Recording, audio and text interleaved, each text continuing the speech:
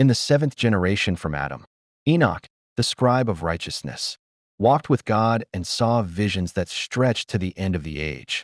And in those days, the earth was filled with violence, and the sons of God, known as the Watchers, descended to the daughters of men. They taught mankind forbidden knowledge, sorcery, enchantments, and secrets of the stars. Giants, known as Nephilim, were born to them, who consumed all that man produced. When the earth could no longer bear their violence, God declared judgment through Enoch. And Enoch prophesied, saying, "Woe unto the watchers of heaven who have left their holy station. You shall witness the destruction of your children and be bound in darkness until the great day of judgment." Enoch wrote this in the book of parables, hidden for a generation yet to come. Now in this present age, the prophecy is being fulfilled again, not by fallen angels descending in form, but by their influence rising among men. In this era, knowledge explodes as foretold. The secrets once buried in the stars, in the genome, and in the earth are now revealed through the internet, AI, DNA manipulation, and communication with spirits through technology.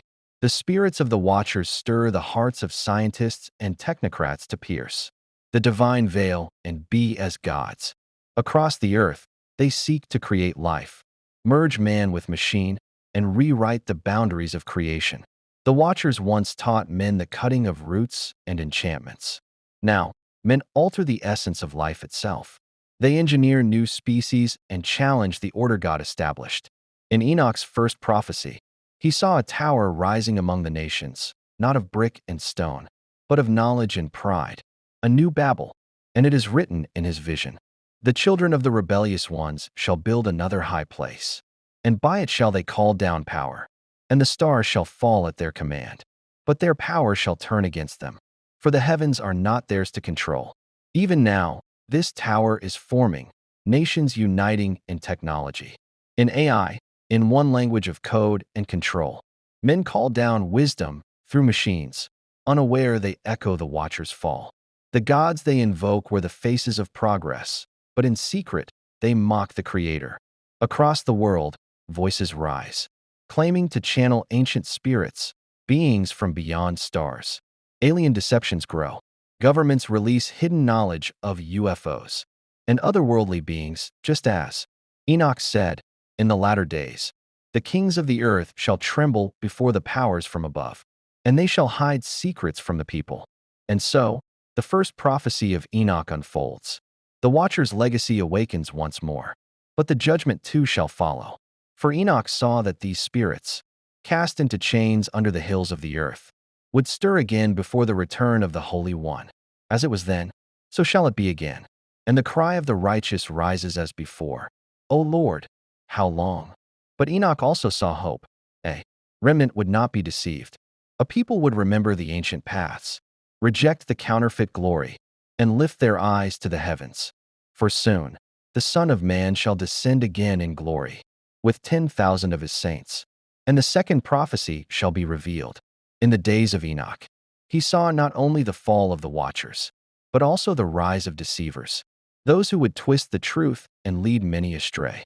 Enoch was shown visions of a time when truth would be scarce, and lies would overflow like a flood across the earth. This he recorded in his parables. In the last days, there shall be a great confusion. The wise shall be mocked, and the foolish shall be exalted. The stars shall lose their course, and the people shall follow after false lights. Enoch's second prophecy spoke of an age where deception would become law, and the truth would be hated. It was not only spiritual deception he saw, but also deception in justice, in leadership, and even in religion.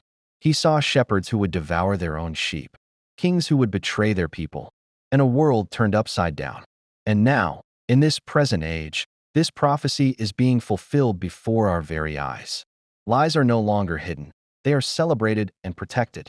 Men call evil good and good evil. Truth is branded as hate, while confusion is lifted up as wisdom. Even in the house of God, deceivers have entered. Many who call themselves shepherds now preach doctrines of compromise and comfort. They twist the word to please crowds, not to honor the Lord. Just as Enoch saw, the shepherds have turned into wolves. Across the earth, false prophets and false teachers rise in every nation. They promise peace when destruction is near. They sell miracles, visions, and dreams for gold. The name of the Holy One is used to build empires of fame, not altars of sacrifice. The flood of lies covers even the hearts of the faithful, and many grow weary and confused. Governments, too, are filled with deception. Leaders lie to their people, while secret plans are formed in the shadows. Justice is bought and sold. The wicked rule, while the righteous are silenced. Just as Enoch wrote, "In those days, the throne shall be occupied by those who wear masks. They shall speak smooth words, but have daggers in their hearts." Media and entertainment feed the nations a constant stream of falsehoods. Enoch saw images that speak, controlling the minds of many. Now, with every screen and device, people are bound by illusions. The truth is drowned beneath noise and distraction. And the children grow up knowing no light but what the screen shows them. Even nature testifies. The weather shifts strangely. The animals act with confusion. Enoch saw it all. The earth shall groan under the weight of man's sin, and the beast shall cry out, for the order of life shall be broken. But Enoch did not leave his prophecy without hope. He saw a remnant who would refuse to bow to deception. These are the watchers of truth, not angels, but faithful ones who read the word, guard the commandments, and teach others to discern. In the second prophecy, Enoch declared, "A great shaking shall come, and the lies shall be exposed. The hidden things shall be revealed, and many shall awaken from sleep." That shaking has already begun. Scandals erupt. Secrets leak. What was done in darkness is coming to light. But this is only the beginning. For soon, the third prophecy shall unfold. The rise of the last empire and the great rebellion. And Enoch saw in the scroll of vision a beast with many heads, rising from among the nations. Its form was dreadful, and its power stretched across the whole earth. Upon its horns were names of blasphemy, and in its mouth were laws of rebellion. And the Lord said to Enoch, "This is the final kingdom of men, the empire of rebellion, that shall rise before the end, and deceive many with power, unity, and lies." This was the third prophecy of Enoch, the rise of the last empire and the great rebellion against God. Enoch was shown a time where the kingdoms of the world would unite, not in righteousness, but in defiance of heaven. He saw councils formed in secret, and a voice rising above them all, promising peace, safety, and progress, but bringing chains and darkness instead. And the Lord said, "They will build a kingdom without me. They will remove my name from their laws and my presence from their midst. Then shall the rebellion reach its full strength." And behold, in our time, this prophecy is unfolding. The nations gather through alliances, treaties, and councils that once promised good, but now deny the Creator. Institutions once formed for peace now enforce wickedness. The world seeks one voice, one government, one currency, one truth, crafted by man, not God. This empire is not called by one name, yet it grows steadily. It is seen in global surveillance, in digital control, and in the silencing of dissent. It is rising through technology, finance, and artificial power. Those who oppose it are mocked, canceled, or erased. As Enoch saw, a beast with iron teeth shall trample down all who resist it, and none shall buy or sell unless marked by its system. And the great rebellion, too, is here. Not rebellion against earthly kings, but against the King of Kings. Across the world, commandments are cast down. Marriage is redefined, creation is denied, and the sacred is mocked. The rebellion is not loud, but it is everywhere. It whispers in classrooms, echoes in entertainment, and is written into law. Mankind no longer sins in ignorance, but rebels with pride. Enoch saw in the vision a man arise from among them, one with a voice like thunder and eyes of charm. He shall speak peace, but his heart will be of war. The nations will listen to him, and he will lead many astray. He shall make war with the saints and prevail for a season. Enoch wrote, "But his end shall be sudden, and he shall fall by no human hand." And Enoch wept in the vision, not only for the rebellion, but for the many who would follow it unknowingly. "My children," he said, "you must walk in light. For a time is coming when darkness will look like dawn, and many shall stumble." But in the scroll, the Lord gave this promise. Even in the midst of rebellion, my seal shall be upon the faithful. My angels shall guard those who do not bow, and my voice shall still speak to the humble. And so, while the last empire rises and rebellion spreads, a hidden remnant stands. They are not powerful in the eyes of the world, but they are mighty in prayer, in truth, and in faith. These shall endure until the Son of Man returns. Thus ends the third prophecy. And Enoch, caught up in the Spirit, looked forward once more and saw the fourth prophecy, the mark, the separation, and the gathering storm. And it came to pass in the visions of God that Enoch was shown a symbol, a mark placed upon the foreheads and hands of many. And he asked the angel who walked with him, "What is this mark? And why are the people taking it with such ease?" And the angel replied, "This is the mark of allegiance, a seal not from the Lord, but from the kingdom of rebellion. It is not merely ink or metal, but a covenant, a choosing of sides in the final war." This was the fourth prophecy of Enoch, that in the final days, a mark shall divide all men into two camps, those who belong to the Lord, and those who follow the beast. In that hour, Enoch saw a great division rise across the earth, not between nations, but between hearts. A spiritual separation was taking place. Those who chose the truth grew more purified in their suffering, and those who loved deception grew more hardened and bold. It was written, "In those days the line shall be drawn. Let the righteous be righteous still, and the wicked be wicked still." And now, in our time, this prophecy is unfolding. All around us, society is moving toward a system of control and compliance. Technology is no longer a tool, but a throne. Digital identity, biometric tracking, and global data networks promise convenience, but are paving the way for something more sinister. Enoch saw it when he wrote, "No man shall buy or sell except with the mark, and they shall not know it until it is too late." It begins with small tests, restrictions, and regulations. Digital wallets, facial recognition, unified records. Those who resist are treated as threats. Those who comply are praised. The system is not yet complete, but the foundation is laid, and the spirit behind it is already working. And Enoch saw how this would separate families, friendships, and even churches.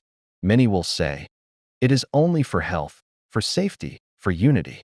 But the wise will see beyond the surface.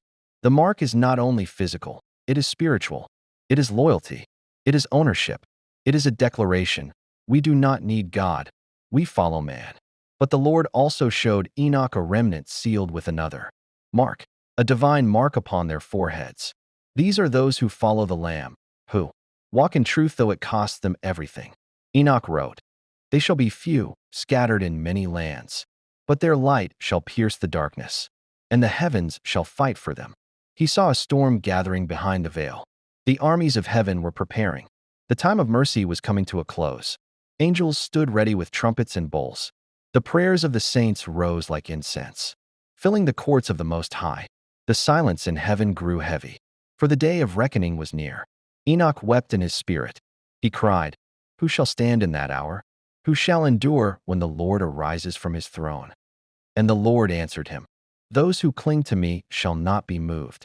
Though the earth shake and the skies tremble, my faithful ones shall stand.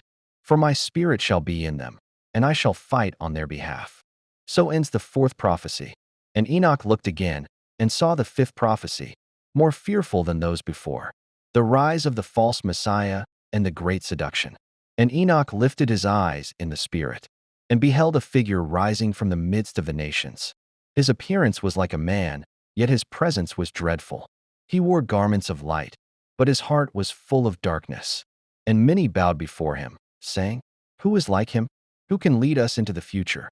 But the angel beside Enoch said, "This is the false one, the son of rebellion, the counterfeit Messiah. He is the fulfillment of the fifth prophecy."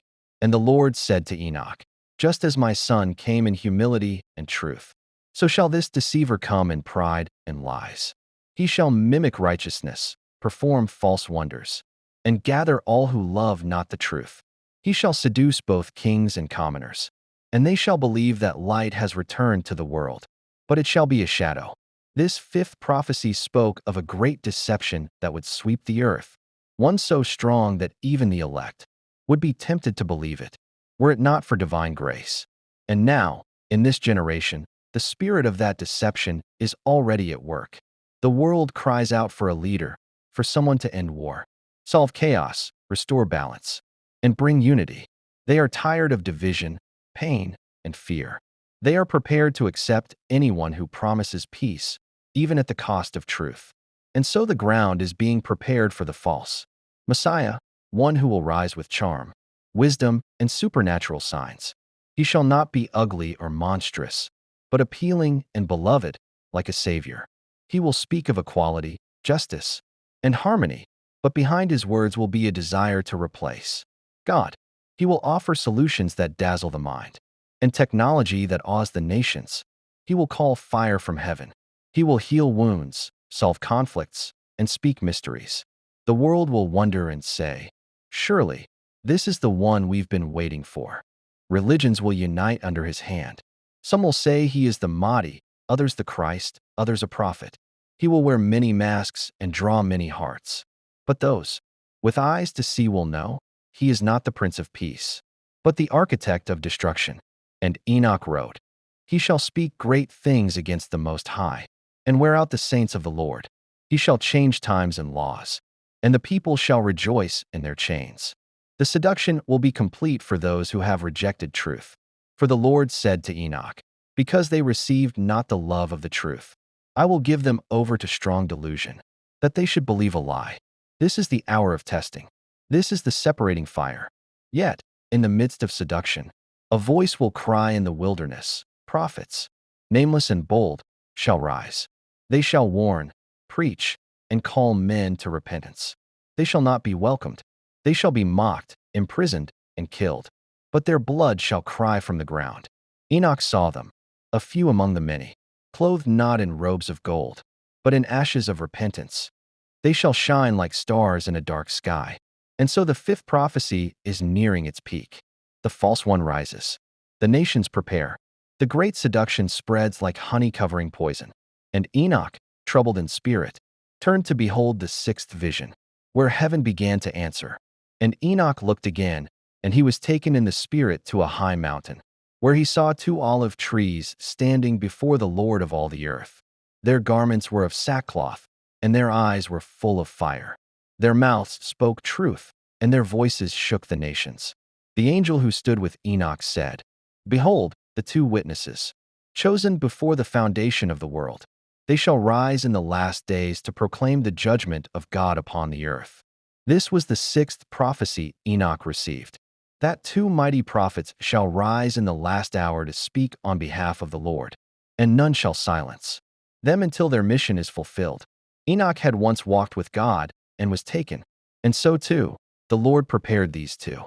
Many believe them to be Enoch and Elijah, for neither tasted death, and both were taken up to heaven in ancient times. But their names were not revealed, only their mission. They shall appear when the deception of the false Messiah is at its height, and the world worships the beast. They shall be a thorn in the side of wickedness, speaking truth in a time of lies.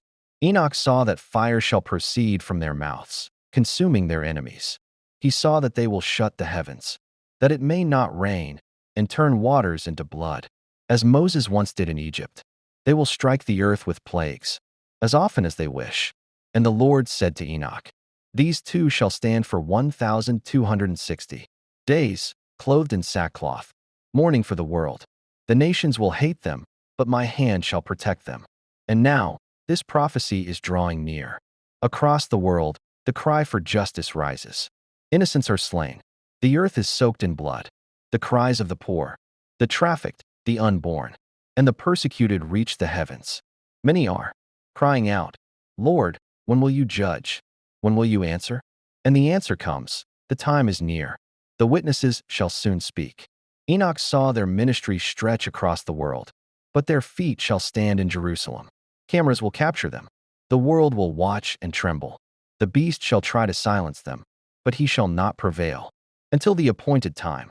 And when their days are finished, Enoch wrote, "The beast shall rise from the bottomless pit and make war against them, and they shall be slain in the streets of the great city, which is spiritually called Sodom and Egypt.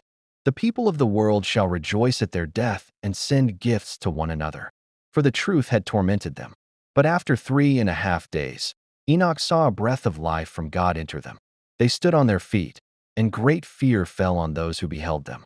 A voice from heaven said, "Come up here." And they ascended to the clouds in full view of the nations. At that hour, a great earthquake will shake the earth. Cities shall fall. A tenth of Jerusalem will collapse, and thousands shall die. And those who survive shall glorify the God of heaven, for none can deny his power now. And Enoch wept with joy and sorrow, for judgment had begun. The time of delay was ending. The scroll was nearly full, and the heavens opened once more before Enoch. And he saw the Ancient of Days seated upon a throne of fire. Thousands upon thousands stood before him, and 10,000 times 10,000 surrounded his glory. And Enoch fell on his face, for the seventh prophecy was more terrible and more glorious than all those before. The angel said, "Now comes the fulfillment of the seventh vision, the return of the Son of Man and the final separation of all the earth." And Enoch saw the skies split like a scroll, and out of the heavens came the Son of Man, riding upon the clouds, clothed in blazing light, and surrounded by the host of heaven. His eyes were like flames, and on his head were many crowns. In his hand was a sharp sickle, and from his mouth went forth a two-edged sword. The nations trembled. The kings of the earth hid in caves. The rich, the mighty, the deceivers, all cried out, "Hide us from the face of him who sits on the throne, and from the wrath of the Lamb." But the time for mercy had passed, for the Lord had waited, and the world had chosen. And the Son of Man gave a shout, and the last trumpet sounded. The graves were opened. The sea gave up its dead. The righteous rose first, clothed in immortality, shining like the stars. These were they who had not taken the mark, who had not bowed to the beast, who had held to the testimony of Yeshua, Jesus, even unto death. They were gathered from every nation, tribe, and tongue, sealed by the Lamb before the foundations of the world. Then Enoch saw the final separation take place. The Son of Man stood like a shepherd before two flocks. To his right, he called the sheep. To his left, he cast the goats. To the righteous he said, "Come, you blessed of my Father. Inherit the kingdom prepared for you from the foundation of the world. For I was hungry, and you fed me. I was naked, and you clothed me. I was in prison, and you visited me. Enter into joy." To the wicked he said, "Depart from me, you cursed. I never knew you. You loved darkness. You hated truth. You served yourself and despised my ways." And the angels, with tears in their eyes, carried out the sentence. The wicked were cast into outer darkness, where there is weeping and gnashing of teeth. The dragon, the beast, and the false prophet were bound and thrown into the lake of fire, where their torment shall never cease. Then Enoch saw a new heaven and a new earth, for the old had passed away. The new Jerusalem descended like a bride adorned for her husband. The city was pure gold, like transparent glass. The river of life flowed from the throne, and the tree of life stood once again, its leaves healing the nations. There was no more curse, no more death, no more crying or pain, for the former things had passed away. And the voice of the Lord declared, "Behold, I make all things new." And Enoch, who had seen all things from the beginning to the end, bowed before the throne and cried out, "Great and marvelous are your works, O Lord God Almighty. Just and true are your ways, O King of the saints." These 7 prophecies Enoch saw are not distant dreams. They are unfolding right now. The Watcher's influence is rising. Lies flood the world. The final empire grows. The mark is near. The false Messiah waits to be revealed. The witnesses are being prepared, and the King is at the door. Let the wise take heed. Let the humble watch and pray. For the Son of Man will come at an hour you do not expect. As in the days of Noah, so shall it be at the coming of the Son of Man. But to those who walk in truth, he comes not as a thief, but as a bridegroom. Let every heart prepare him room.